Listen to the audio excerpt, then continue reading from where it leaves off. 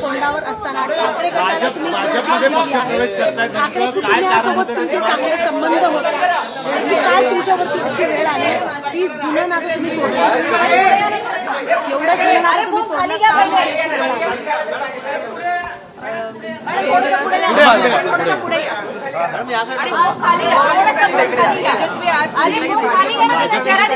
शिवसेनेमध्ये तुम्ही नगरसेविका राहिला आहे, याही वेळेला तुम्हाला संधी दिली जाऊ शकली असती किंवा देण्याची पक्षाची तयारी होती कदाचित, असं असताना तुम्ही भाजपमध्ये प्रवेश का केला?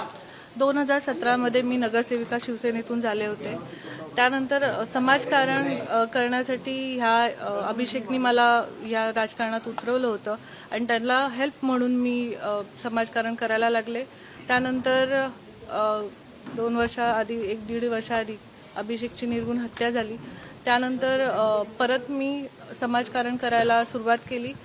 पण करताना प्रभागामध्ये जी विकासाची कामं अपुरी राहत होती आणि होत नव्हती, माझ्या लोकांची कामं होत नव्हती, त्यासाठी हा निर्णय घेतलेला आहे.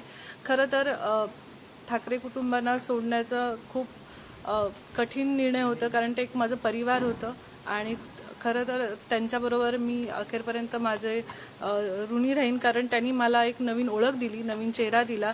त्यामुळे त्यांना मी नाही विसरू शकत. पक्ष सोडताना उद्धव साहेबांशी काही बोलणं झालेलं होतं का? केलेला आहे की ऋणानु बंद राहतील, निष्ठा मी कायम राहील, मात्र काही कठीण काळाने तुम्ही निर्णय घ्या, की तुम्ही बोला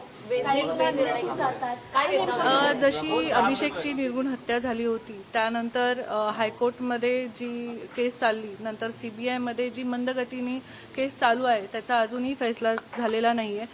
त्यामुळे मी जेव्हा देवेंद्र फडणवीस साहेबांना भेटली, हे आमचे बोलणं झालं की लवकरात लवकर CBIला सांगून ते निर्णय घेतले जाईल आणि जी केसचा निकाल आहे ते निकाल न्याय मिळवून देण्यासाठीच तुम्ही भाजपमध्ये आलात का? हो, न्याय मिळवण्यासाठी पण आलेली आहे आणि विकासाची कामं लवकरात लवकर होतील आणि मला पूर्ण संधी मिळेल की विकासाची कामं करण्याची. मला असं वाटलं की